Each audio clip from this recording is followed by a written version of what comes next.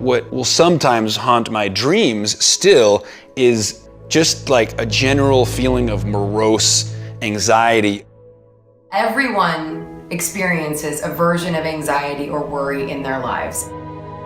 I don't know why I opened up and talked about it, but I guess I was just sick and tired of just having it inside of me for 20 plus years, and I was ready to make a change.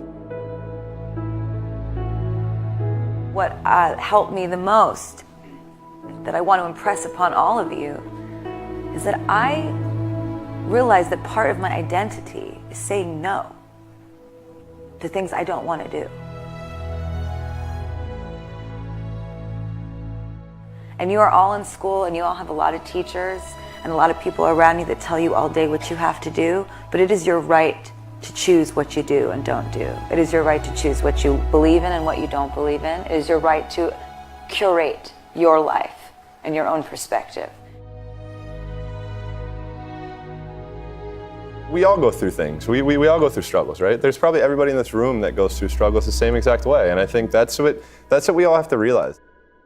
It's just something that every single person goes through.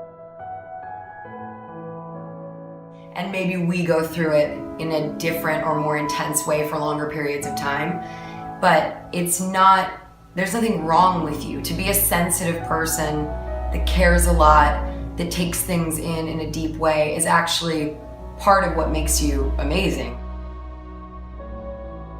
I also struggled a lot with anxiety and depression.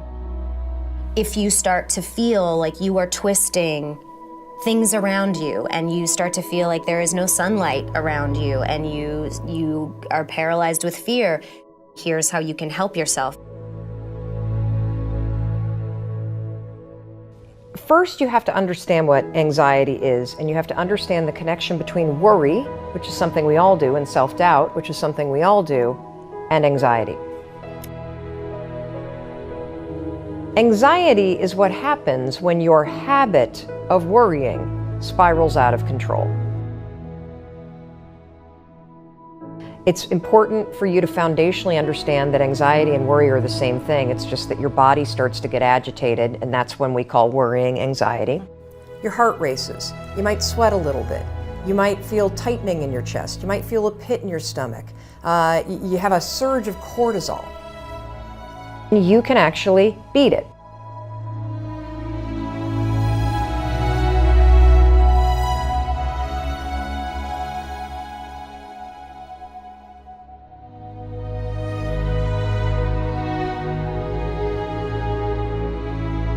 This is how you're going to do it.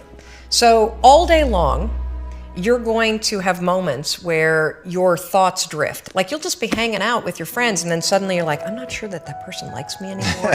I haven't heard from my kids lately. I wonder if they're dead, or, as I check, like, you just start worrying about stuff. Why? Because it's a habit.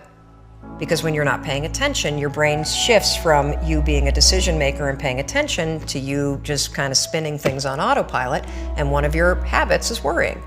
The second you wake up and you notice, holy cow, I'm talking some negative garbage to myself right now. 5, 4, 3, 2, 1. You've just shifted the part of the brain.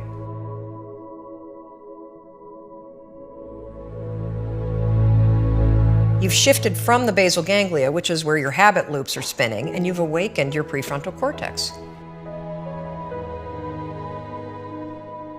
You've also interrupted that pattern. Now what you're going to do, because your mind is actually ready to receive a different thought because of the counting, now you can put in an anchor thought. Like, if you have a mantra, if you've got a vision about the way that your business is going to turn out in 5 years, if you just have a thought that makes you really happy and proud, insert that. Now, why does this work? It works because of the counting. And I'm not kidding. We know, based on research, that positive thinking alone, not effective. In some instances, trying to force yourself to think positive can actually make the worries worse. Why? Well, the reason why is because it's really hard to just change the channel. What we have to do first is basically interrupt it and turn off the TV, and then turn it back on with the prefrontal cortex awakened. So the counting is essential. And so you can start using this today.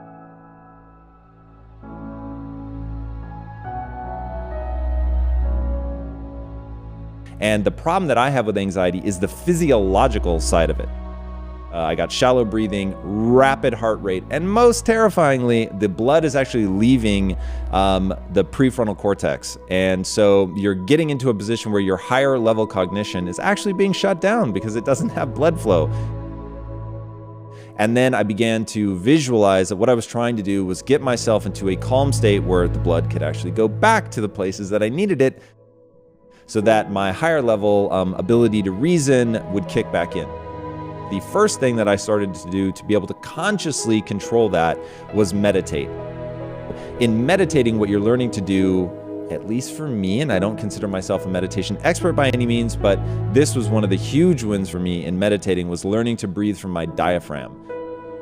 Even one breath from my diaphragm had a really big impact. Breathing from your diaphragm instead of from your chest, right? So most people breathe like this, and it's all in your upper chest. You're not getting a very deep breath.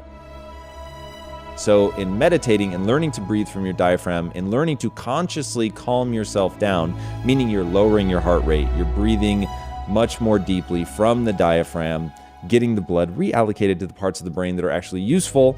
That meditating was my first step into that.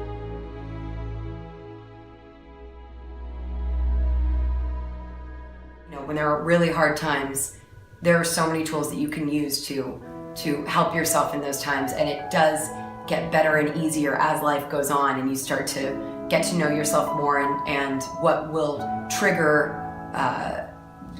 certain instances of anxiety and where you feel comfortable and safe. So I would just say, don't ever feel like you're a weirdo for it, because we're all weird.